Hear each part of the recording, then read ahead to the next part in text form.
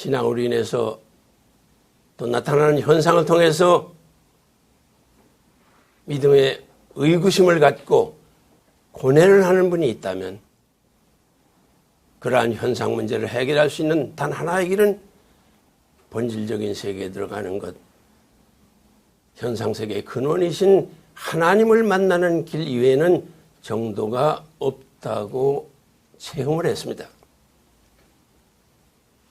그래서 오늘은 하나님 어떤 분이신가, 더 나아가서 메시아는 어떤 분이신가를 논의하도록 하겠습니다.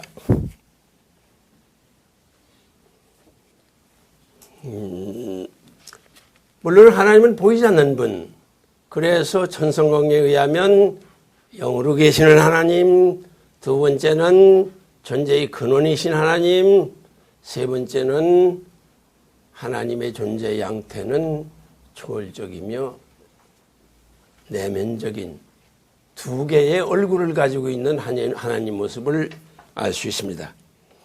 이 문제를 좀 더 구체적으로 말씀을 드리고 싶습니다. 영이라고 하는 것은 물론 보이지 않기 때문에 무영입니다. 무영이니까 아무것도 없는 거냐? 이 무영이라고 하는 거 아무것도 없는 게 아니라 내용이 있는 거다 그 말이죠. 그래서 명상을 통해서 체험되는 하나님은 환희 의식이시다. 의식을 갖고 있다. 그 의식은 바로 하나님의 의식, 순수의식이다. 무용이지만 순수의식을 가지고 계시다. 그 순수의식은 하나님을 닮아 지은 인간이 지정의로 되어 있으니까 하나님의 순수의식도 지정의의 순수의식이라고 설명할 수 있습니다.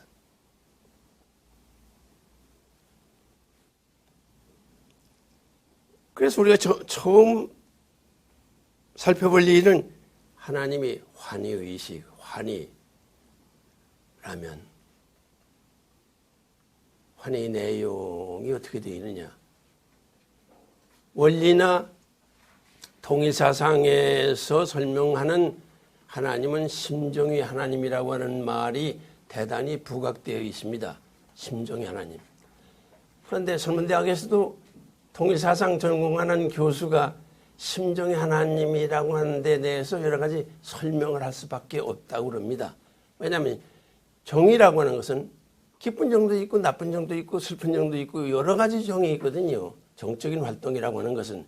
그러니까 심정의 하나님, 그럼 그 심정의 하나님의 핵심이 뭐냐? 그 핵심이 환희였습니다.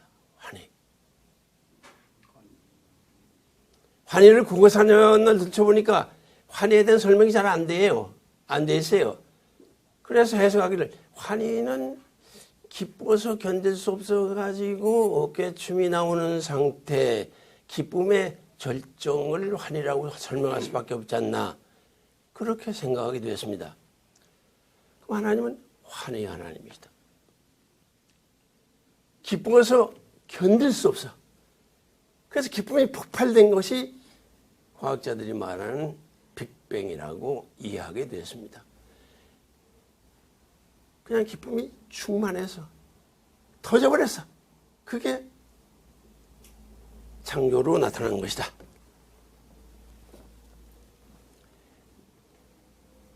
환희가 하나님의 본질이라면 하나님의 모습을 닮아난 인간의 삶의 목적도 환희에 있음을 알게 됩니다. 엘리베이터에서 갓난 아기를 안고 있는 엄마를 만났습니다. 이 아기가 며칠 됐을 때 웃는 것을 봤습니까? 3일 되는 날 아주 활짝 웃는 것을 봤다. 그 왜 웃었다고 생각합니까? 배 안의 짓이겠죠.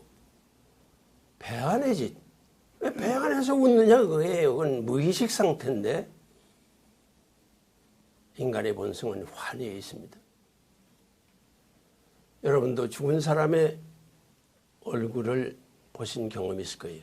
특히 미국 같은 데는 반드시 장례식 때 돌아간 분을 얼굴을 잘 화장을 해서 앞에 이렇게 모셔놓고 다 그 식순에 와서 전부 친히 보고 거기서 작별 인사를 하고 자리에 가서 앉도록 되어 있습니다.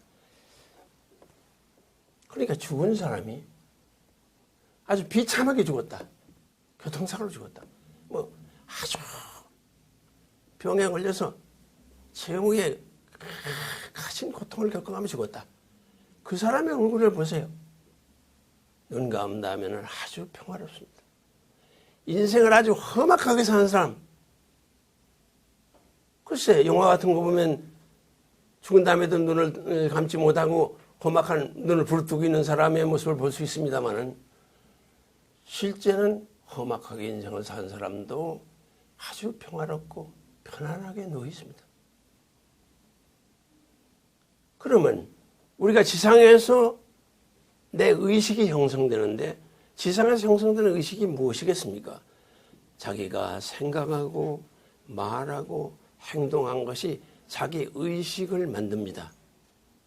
그걸 자의식이라고 그럽니다.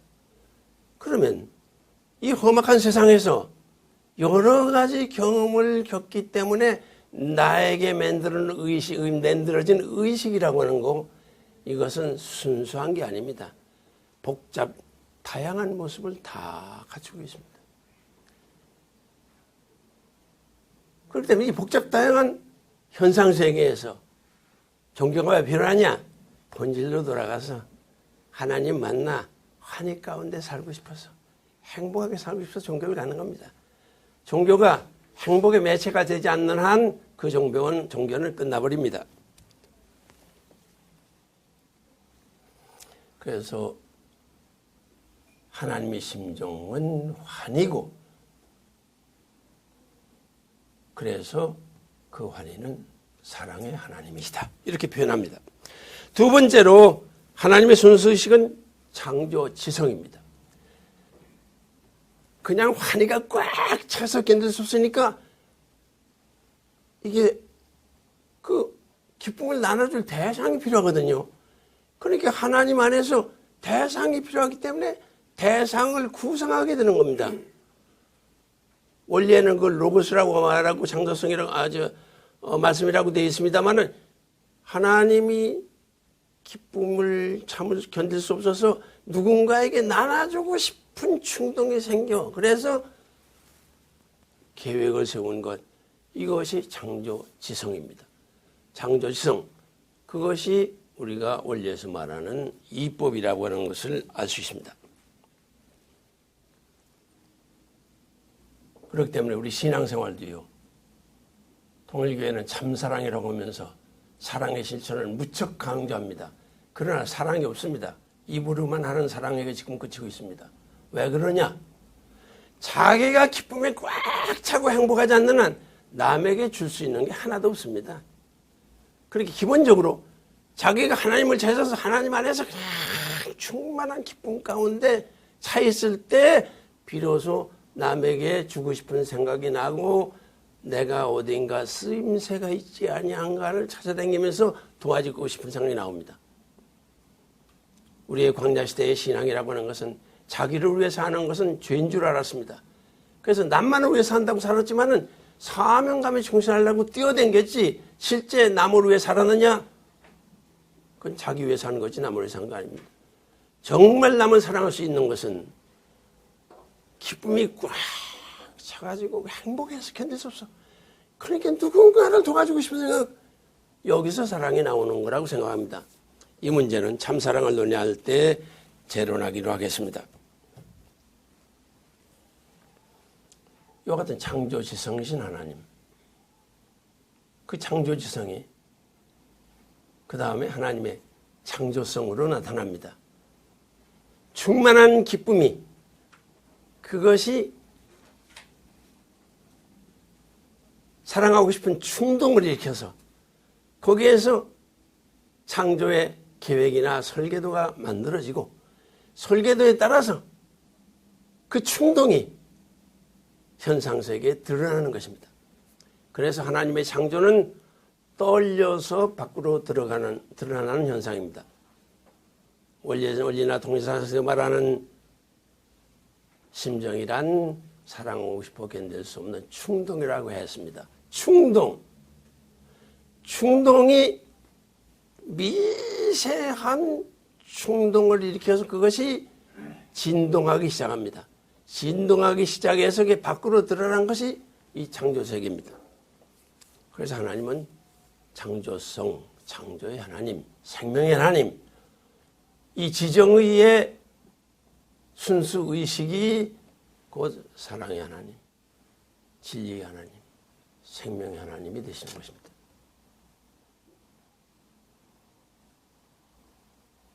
많은 충격을 받고 본질세계에 들어가서 특히 조울명상센터에 가서 수행을 했습니다.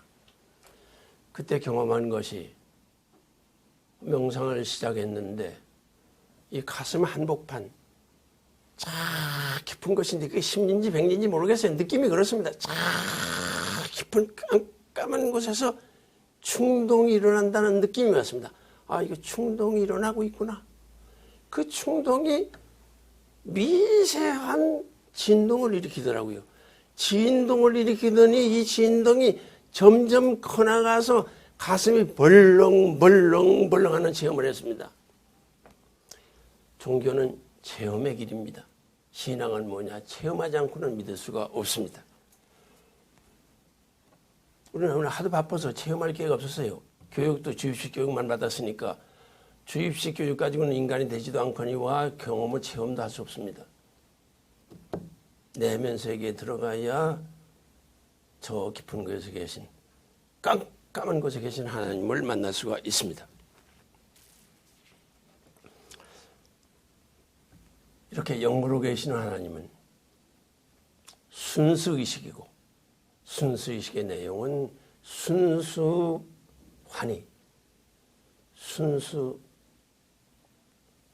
순수한 창조지성, 진리, 순수한 창조성입니다.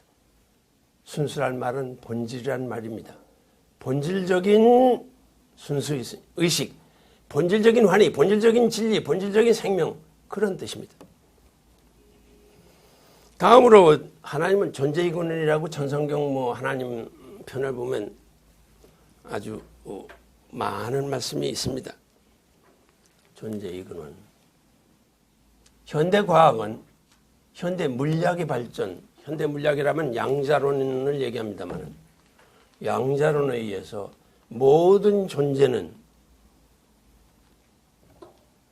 소립자로 되어 있고 지극이정은 알갱이로 되어 있고, 그러니까 모든 존재를 물질을 쪼개면 분자가 되고 더 쪼개면 원자가 되고 원자를 더 쪼개면 소립자가 되는데, 소립자는 그것이 알갱이인데 그걸 관찰하니까 알갱이인 동시에 파동이고 진동하는 파동을 일으키는 것이 알갱이로 보였다가, 그러니까 알갱이가 됐다가 파동이 됐다가 이걸 반복하고 있는 것을 발견했습니다. 이거 양자역학이라고 설명하고 있습니다만, 그러니까 이 존재 세계는 아까 심정이 바탕이 돼가지고 충동이 일어나서 진동이 일어나 떨려서 밖으로 들어가는 난 것이 존재 세계라고 설명하는 것과 마찬가지로 과학은 귀납적으로 본질 세계를 찾아 들어가는 거니까, 현대 과학의 연구 결과는 모든 존재는 알갱이와 동시에 진동이다. 진동. 그래서 떨려서 밖으로 드러나는 것이 귀납적으로 추구에 들어가니까 이게 들어가면 들어갈수록 이게 알갱이 물질 같은데 알갱이. 그래서 물질의 행동을 진동이라고 합니다. 물질이 행동하는데 물질의 행동이 뭐냐? 진동이다. 파동이다.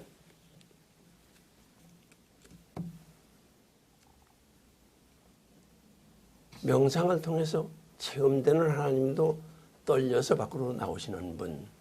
현대 과학자들이 연구한 결론도 모든 존재의 근원은 물질이 아니고 진동, 에너지라는 겁니다. 그래서 원리나 동일사상은 에너지의 근원되는 전 에너지를 하나님이라고 한다. 그래서 존재세계의 근원되는 분은 하나님이시다.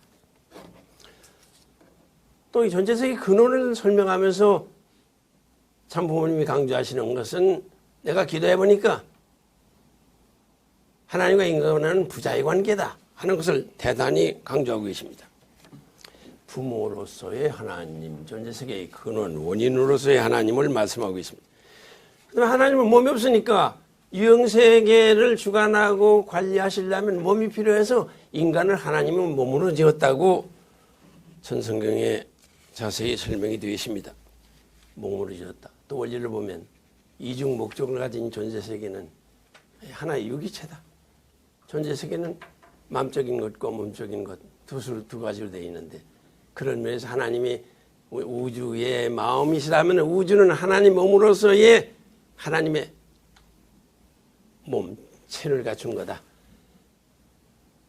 그래서 존재세계는 이렇게 보이지 않는 하나님이에요.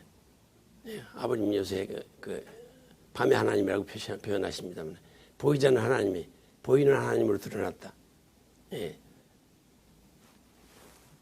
이 양면성을 우리가 생각할 수 있습니다.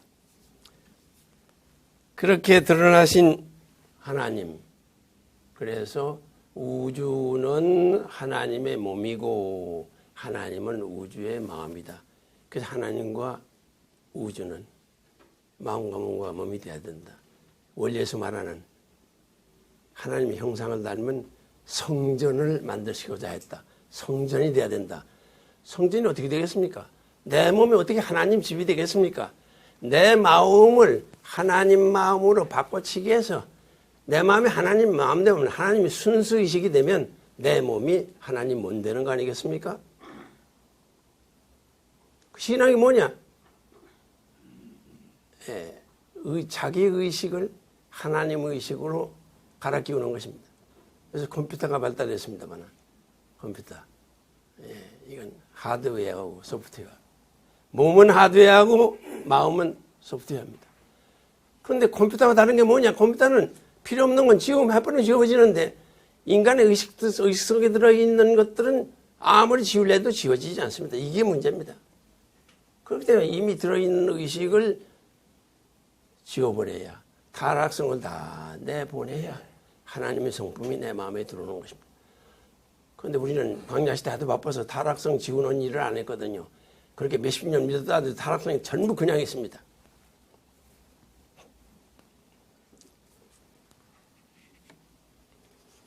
하나님은 우주의 마음에 대해서 하나님의 몸으로서 우주가 하나님 몸으로서 인간이 하나님의 손발이 되어서 사시기를 바라는 것입니다. 그래서 수행의 최고 단계, 완성의 최고 단계는 뭐냐? 내가 하나님 몸대에서 내가 보는 것도 하나님 눈으로 보고 냄새 맡는 것도 하나님 코로 냄새 맡고 먹는 것도 하나님의 입으로 먹고 영성학을 공부하면서요. 이 천도의 영성학이 대단히 수준이 높습니다. 우리가 하나님의 실체라고 원리적으로 배워서 그렇게 믿고 왔는데 천도교에서 나오는 신인간이라고 하는 월간지가 있습니다. 그걸 보니까 한 가정이 자기 애를 낳고 애를 키우는 간증이 남았는데 완전히 하나님으로 알고 키우더라고요. 하나님으로. 야, 이거 대단하다. 천도교의 결의는요. 인내천입니다. 인내천, 사람이 하나님. 하나님이 어떻게 사람이냐. 시천주, 하나님을 모시고 있다.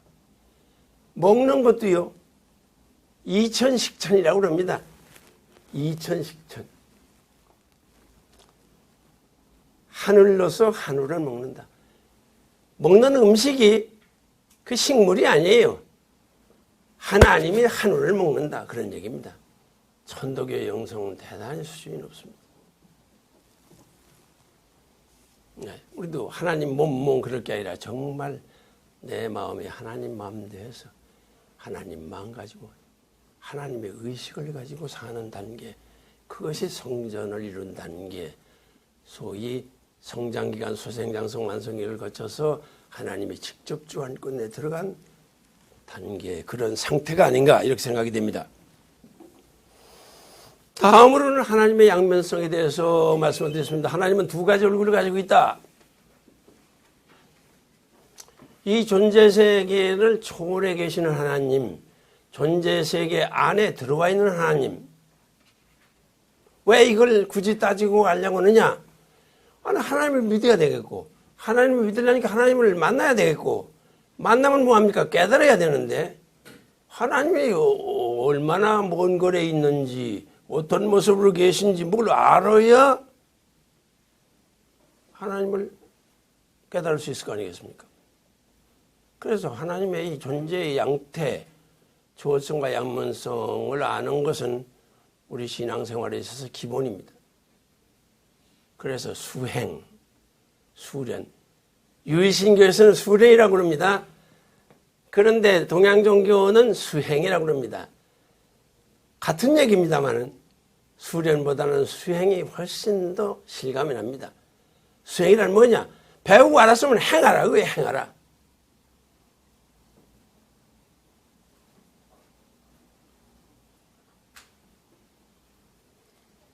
그러면 하나님을 만나는 방법을 찾는 것이 수련입니다. 이 수련을 우리는 광야시대에 바빠서 안 했습니다. 이제부터 이걸 해야 될 과제가 우리에게 나와 있습니다. 먼저 초월하신 하나님, 존재세계를 넘어서 있는 하나님은 어떤 분이냐? 그분은 절대적인 하나님입니다. 영원 불변하는 하나님. 초월해 계시는 분입니다. 그러면 그 초월하는 분은 어떻게 만나느냐? 내가 의식세계, 현상세계를 넘어서야 만납니다. 현상세계를 넘어서서 본질세계에 들어가는 거, 유형세계를 넘어서서 무형세계에 들어가는 거, 그게 기도입니다. 그럼 어떻게 만나느냐? 하나님은 순수의식. 존재세계 가장 깊은 곳에, 깜깜한 곳에 말 한마디도 않고 계시는 분이에요. 하나님은 말이 없습니다. 하나님은 성대가 없어서 하나님은 음성이라는 거 없습니다. 그럼 하나님 음성 들었다는 얘기는 무슨 얘기냐? 가장 높은 영계에 하나님과 공명하는 영인이 하나님의 심정을 알고 전달해서 그러한 기도나 명상 시간에 음성을 들었다는 것은 그런 현상을 얘기하는 겁니다. 하나님은 성대가 없어서 음성이 없습니다. 암의 기도 했습니다. 암의 기도 안 하기 때문에 악한 자도 선한 자도 다 침묵하고 있습니다. 하나님이 하시고 있는 얘기 다 한다면 이 세상에 이거 그냥 존재할 수 있겠습니까? 자기 뜻과 상관없는 세계가 만들어졌는데 그거 보시고 앉았겠어요? 하나님은 그런 말입니다. 존재의 그는 부모니까 어떤 경우라도 사랑으로 환희, 사랑, 그게 본질의 핵심입니다. 그럼 그 순수의식, 그 하나님 어떻게 만날 수 있느냐? 그럼 내 마음이 순수해져야 됩니다. 순수해져.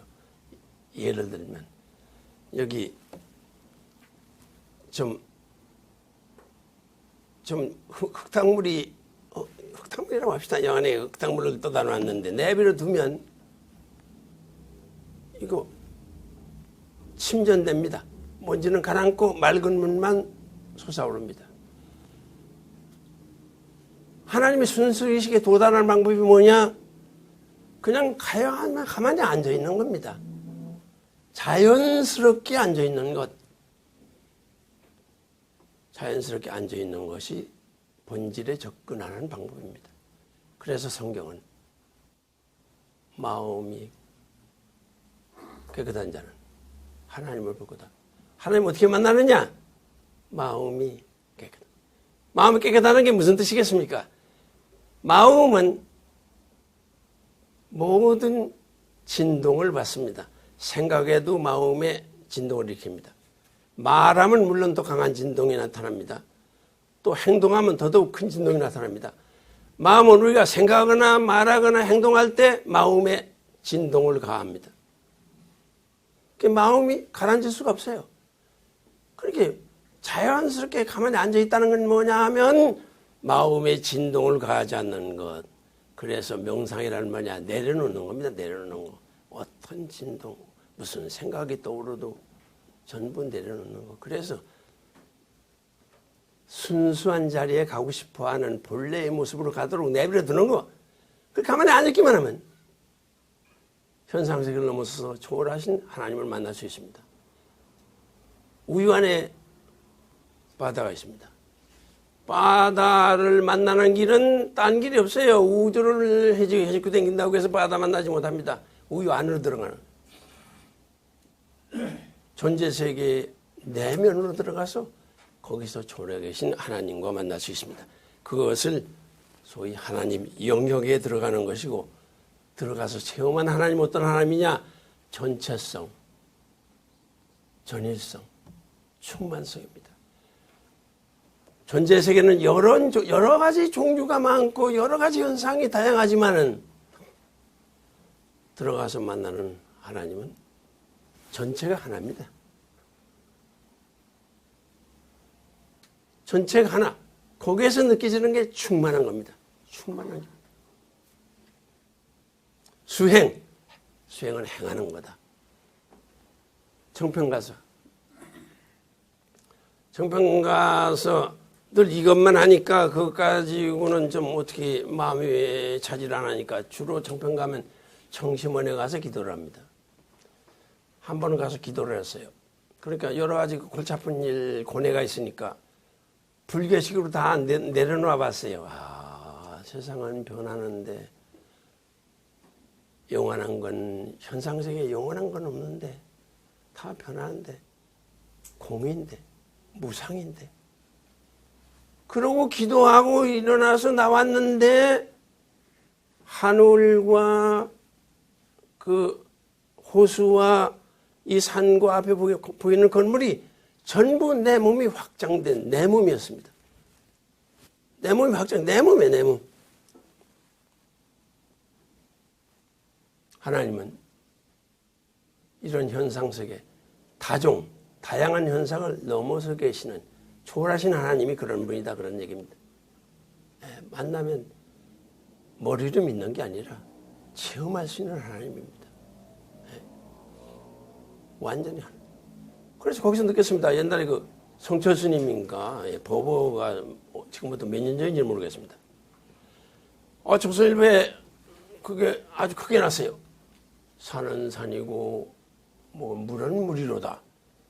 저게 무슨 소린가 도대체, 뭐 맨 헛소리 하고 있느냐고 생각했어요. 그런데 명상을 하고 나보니까 그게 전혀 다른 세계임을 실감합니다. 하나님을 만나기 전에 산과 물이, 만난 다음에 산과 물은 전혀 다른 것입니다. 저것은 주체와 객체를 가지고 있는 나와 너의 별개의 것인데, 하나님을 만난 다음에 느껴지는 세계는 어떠냐면 주체와 객체가 사라진 상태입니다.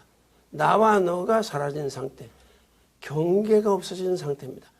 어떻게 원수를 사랑합니까? 그거 사랑 못해요. 말로는 할 수 있습니다. 어떻게 사랑할 수 있느냐? 하나님 안에 들어가 보면 그가 난데, 내 몸인데, 그가 나고 내가 근데. 그래서 깨달았다고 하는 것은 경계가 사라진 상태. 그 상태는 뭘로 표현하느냐? 나는 너의 나고 너는 나의 너고. 이것이 하나님 영역에 들어가 체험되는 것. 그것이 완성한 인간의 삶의 모습이라는 것을 체험할 수가 있습니다. 그 다음에 내재하신 하나님. 이 세계에 들어오신 하나님은 어떤 하나님이냐? 이 세계는 상대적인 세계입니다. 그래서 이 세계에 들어오신 하나님은 변하는 하나님입니다. 변하지 않으면 이 세계가 존재할 수가 없습니다. 왜 광풍이 불고 이렇게 눈이 많이 오고 토네이토라는 건 뭐라고 그러나, 토네이토. 왜 이런 일이 생기느냐? 그거 안 되면 자연현상이, 생명이 살아갈 수가 없습니다. 항상 변하는 하나님. 항상 변하기 때문에 성장할 수 있고 발전할 수 있고 진화할 수 있고 그래서 인간도 완성할 수 있고 우리는 이것을 분명히 이해할 필요가 있습니다.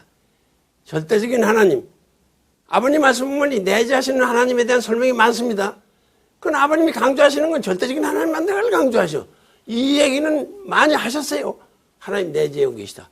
폐론하고 하나님은 내 안에 계실 뿐만 아니라 내 세포 하나하나에 하나님 계시다고까지 말씀하십니다. 왜 세포에 하나님 계시냐? DNA라고 하는 거, 세포 안에 DNA가 있는데 DNA가 뭐냐? 의식성 에너지라고 통일사성에 설명하고 있습니다. 의식성 에너지.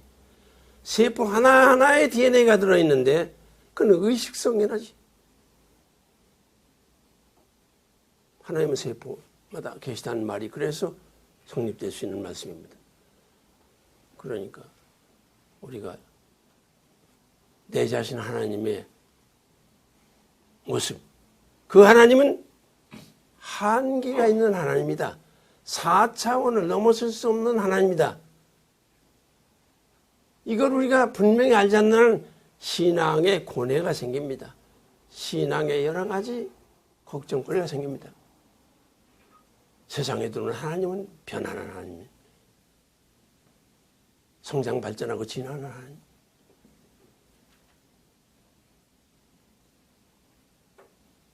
한계를 가진 하나님. 이걸 이해하게 될 때 우리 신앙에 한계가 있다는 것, 메시아도 한계가 있다는 것을 우리가 이해하고 신앙생활을 제대로 할 수 있습니다. 이건 메시아론에서 다시 말씀드리겠습니다. 이렇게 양면의 하나님, 얼마나 먼 거리 어떤 모습으로 계시냐는 것은 우리가 분명히 알고 신앙생활을 할 때 우리의 신앙에 문제가 생기더라도 해결할 수 있을 것이라는 생각이 들었습니다. 그렇다면 이제 하나님에 관한 걸 마치고 하나님이 보이지 않으시니까 자기를 시대와 장소에 따라서 계속 계시에 나오시는데 계시에 나오신 절정이 메시아다. 이 메시아를 말씀드리기 전에 왜 유대민족이 메시아를 기다리게 됐느냐, 또 하나님이 어떤 한계를 경험했느냐는 걸 잠깐 말씀드리겠습니다. 아담에가 타락한 다음에, 아담 창조하신 다음에 보시기에 심히 좋았더라. 하나님이 아담에 줘놓고는요 매우 흡족하셨다는 표현이 있습니다. 그런데 타락한 다음에는 이들을 쫓아내면서 말할 수 없는 고통을 겪으리라는 저주를 했습니다. 그러면 절대자이신 하나님이, 완전하신 하나님이 지은 인간이 왜 타락할 수 있느냐, 타락하느냐? 왜 저주를 하시느냐? 왜 하나님이 실망하시느냐? 왜 하나님이 절망하느냐? 하나님도 이 현상세계에 들어오신 하나님은 슬픔, 기쁨만 느끼는 게 아니라 슬픔도 느끼고 실망도 하고 절망하기 때문에, 그러니까 인격적인 하나님입니다. 인격을 갖춘 하나님.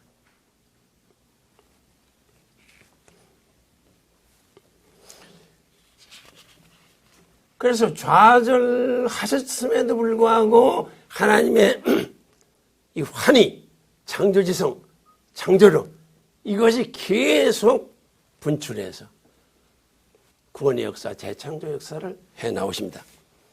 그 가운데 하나님은 아담과 해와의 후손을 통해서 내가 야훼라고 하는 계시를 주십니다. 내가 야훼다. 그래서 하나님은 이스라엘 민족 이전에 이렇게 아브라함, 이삭, 야곱 가정의 하나님, 시족의 하나님이 되십니다. 그 성경은 아브라함의 하나님, 이삭의 하나님, 야곱의 하나님이라는 표현이 있습니다. 그래서 애굽에 가서 400년 동안 고해가는 한 이스라엘 민족을 모세를 통해서 구출하시고 이스라엘 민족을 40년 동안 끔찍이 아끼시며 가나안 땅까지 인도해 가셨습니다. 그리고 선민된 그들이 신앙과 불신앙을 반복하면서 이스라엘의 역사를 꾸며 나옵니다. 급기야 바벨론으로 포로되어 갔습니다. 포로되어서 처참한 신세가 된 다음에 그들은 자기 민족을 구원할 구원자를 기다리기 시작했습니다. 그래서 이스라엘 민족 가운데 기름을 부었다는 것은 하나님 축복했단 말이요. 대제사장이나 임금을 기름 부어서 세웠습니다. 그런데 구체적으로 구원자, 메시아라고 하는 사상은 바벨론 포로에서 고생하면서 그들이 메시아를 대망하기 시작했습니다. 그 대망 가운데 예수님이 나타났습니다. 예수님은 12살 때 성전 안에서 자기가 하나님의 아들이라는 자의식을 갖습니다. 12살에. 그리고 세례요한으로부터 세례를 받고 물 위에 올라올 때 하나님의 영이 비둘기같이 예수님에게 내려왔고 너는 내가 사랑하는 아들이라고 하는 청각 체험을 받습니다. 그리고 40일 금식을 하고 3대 시험을 받은 다음에 갈릴리에 가서 전도를 시작합니다. 천국에 가까웠다 회개하라. 잘 안 믿거든요. 그러니까 이적 기사를 행하기 시작했습니다. 이적을 행할 때마다 그것을 체험한 사람이나 본 사람들이 예수님을 하나님의 아들이라고 그리스도라고 고백하고 믿기 시작했습니다. 특히 수제자 베드로, 너는 나를 누구라고 생각하느냐 하는 질문에 대해서 하나님의 아들이시요 그리스도라고 말합니다. 예수님의 생애의 절정은 예루살렘 성에 입성하는 광경입니다. 선한동 교수는 그걸 좀 희극적으로 표현하기를 나귀를 타고 메시아가 예루살렘 성을 입성한다. 이거 웃기는 일 아니냐 뭐 그런 표현을 강연 때 들은 적이 있습니다. 여행 안에 뭘 탔든 간에 양쪽 길에 많은 사람이 서가지고 종려나무를 흔들면서 할렐루야 하나님께 영광을 돌리고 이스라엘 왕이 나섰다고 모두 환성을 터뜨렸습니다. 이거 예수의 생애의 절정입니다. 그 예루살렘 성에 들어가자 이젠 유대교 지도자는 더욱 이 사람을 놔둬서는 안 되겠다고 해서 더욱 죽일 모의를 할 수밖에 없게 되었습니다. 그 절정에 이른 다음에 예수님은 최후의 만찬을 하시고 겟세마네 동산에 올라가서 기도를 합니다. 제자들에게 내가 죽게 되어 심히 고민이 되니 깨어있어 기도하라 하고 가서 하나님께 매달립니다. 할 수만 있으면 죽지 않게 해달라고 호소를 하고 내려와버리고 또 자고 있어. 그 책망하고 또 가서 기도했습니다. 결국은 자기 제자 중 가룟 유다 한 사람이 돈 30냥을 맞고 배반함으로 체포가 됐고 체포돼서 맞고 있는 예수님의 모습을 본 수제자 베드로는 난 저 사람을 한 번도 본 적이 없다고 부정하고 갈릴리로 도망가 버렸어요. 이런 예수님 십자가상에서 나의 하나님 어찌하여 나를 보시나이까. 예수님 완전히 절망 상태에 빠졌습니다. 왜 메시아가 제일 망해야 되느냐. 그런 상태에서 예수님은 다 이루었다. 야, 놀라운 얘기를 합니다. 자기를 기대했던 유대민족은 다 자기가 메시아 아니라고 그러고 제자 중 한 사람은 자기를 팔아먹고 수제자까지 나서서 믿기는커녕 본 적도 없다고 하고 도망갔는데 또 십자가 주위에 모여있는 유대교 지도자들은 내가 구세주라면 말이야. 너 뭐 이적 기사 많이 행하지 않았느냐. 왜 남은 살리고 너는 못 살리느냐. 내려와 봐라. 이런 조롱을 받는 처참한 자리에서 다 이루었다. 뭘 다 이루었다는 말입니까?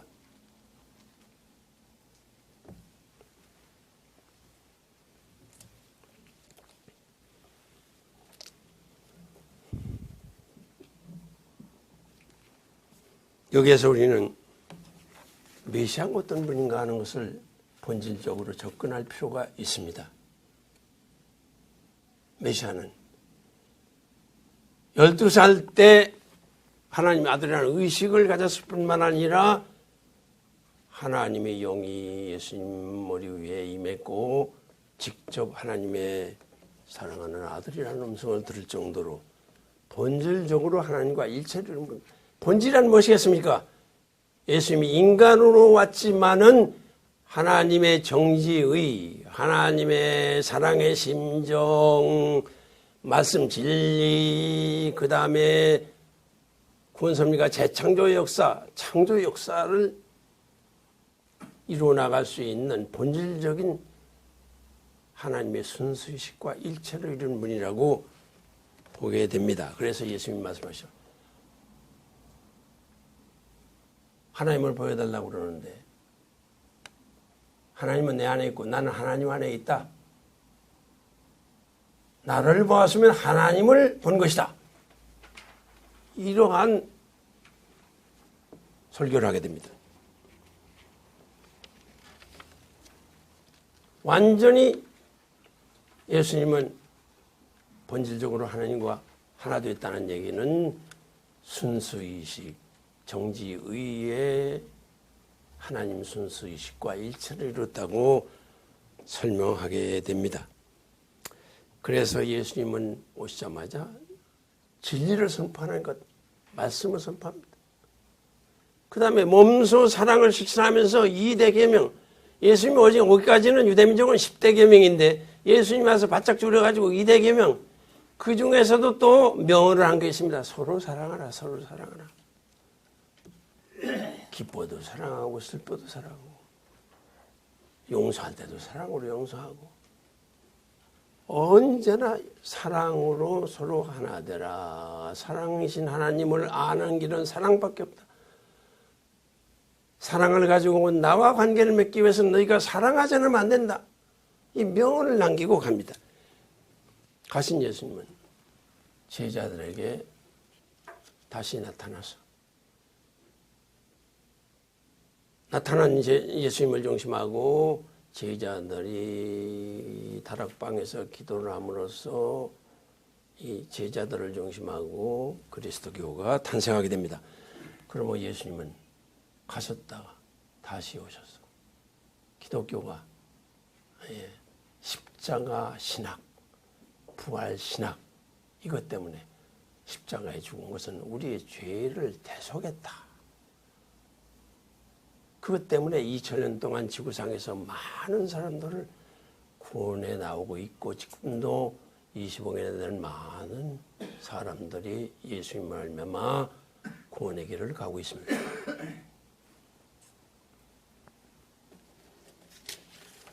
그러면 여기에서 마지막으로 우리가 검토해야 될 일은 메시아가 아닙니다. 우리도 지금 참부모님을 메시아로 고백하고 있는데 도대체 메시아를 어떻게 봐야 될 거냐? 이건 우리의 지금의 신앙과 직결되는 문제입니다. 메시아를 어떻게 봐야 되냐? 첫째, 메시아를 그토록 기다리던 유대교가 막상 메시아가 왔는데 그를 불신해버렸습니다. 여기서 얻는 교훈은 뭐냐? 메시아를 기다리는 그러한 신앙, 그러한 종교는 메시아가 올 때 자기들이 가지고 있던 기성신앙이나 고정관념과 다른 모습으로 나타나기 때문에 배척하게 된다는 교훈을 받습니다. 왜 다른 모습이냐? 2000년 전하고 지금하고 시대가 달라졌는데 그때 그 모습을 똑같이 오겠습니까?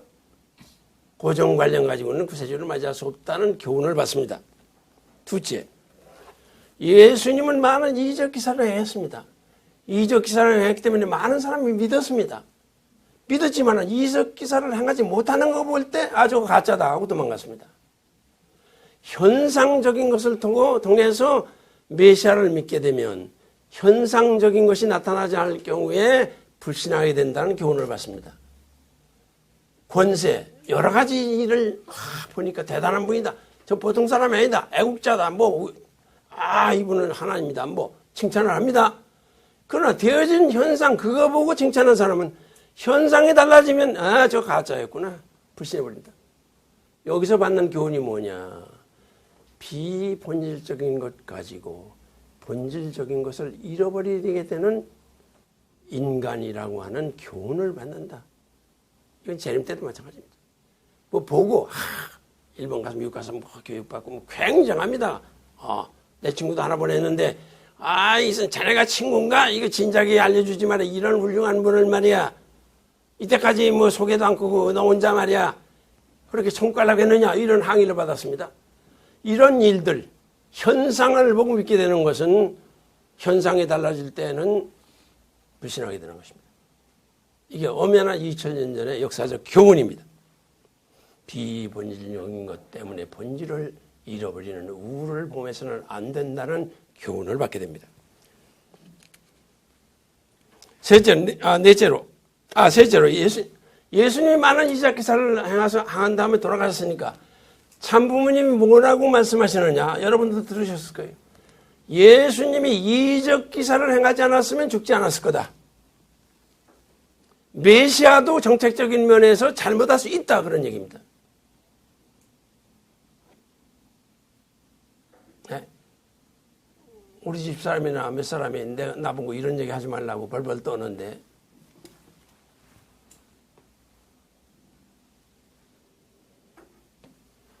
이것을 이해하지 않는 한 우리의 바른 신앙길을 갈 수가 없습니다. 이적 기사 행하지 않고 진리만 순수하게 선포했더라면 죽지 않았을 텐데 이적 기사 행하는 거 보고 유대교 지도자들이 겁을 먹고 하루속히 죽여야 되겠다 이렇게 된 거거든요. 그러면 이 세상에 들어온 하나님이 4차원의 한계를 가지고 있는 것과 마찬가지로 하나님의 실체 되시는 메시아도 방법에 있어서는 이 지상의 한계에 따라서 방법이 잘못될 수도 있는 가능성을 안고 있다는 것을 우리는 내재적인 하나님을 통해서 이해를 해야 우리 신앙이 바르게 지속될 수가 있습니다.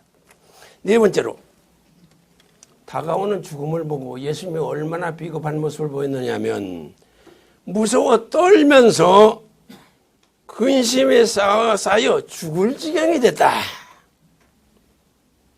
그리고 왜 하나님까지 나를 버리나이까 하는 실망과 절망 말고도 절규 항의까지 했습니다. 메시아가 왜 절망을 하느냐. 아니 아담에 타락한 다음에 하나님이 절망했는데 하나님 못 나타났으니 메시아도 절망할 수 있다. 그렇기 때문에 그분을 믿을 수 없다. 그건 말이 되지 않지 않습니까? 다섯 번째로 그러한 처참한 자리에서 다 이뤘다. 야 배짱도 좋구나. 다 이뤘다. 뭘 다 이뤘단 말이에요. 다 도망갔는데 한 사람도 없는데.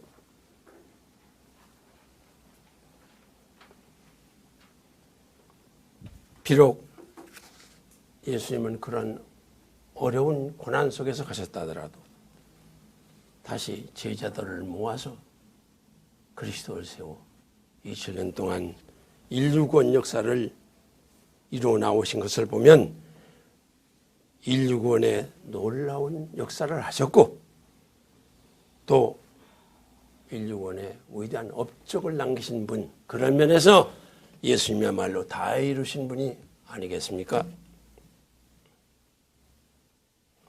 이런 예수님이 하나님의 오른편에 계셔서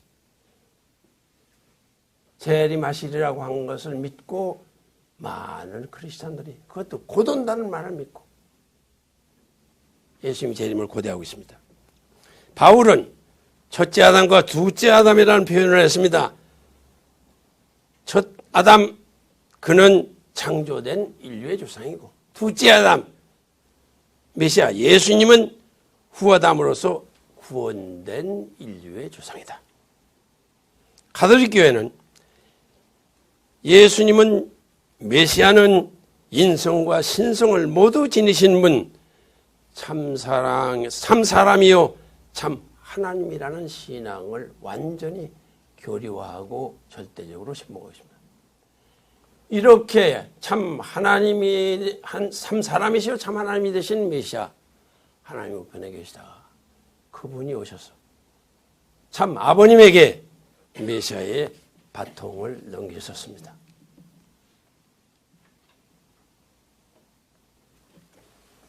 이상으로 마치겠습니다.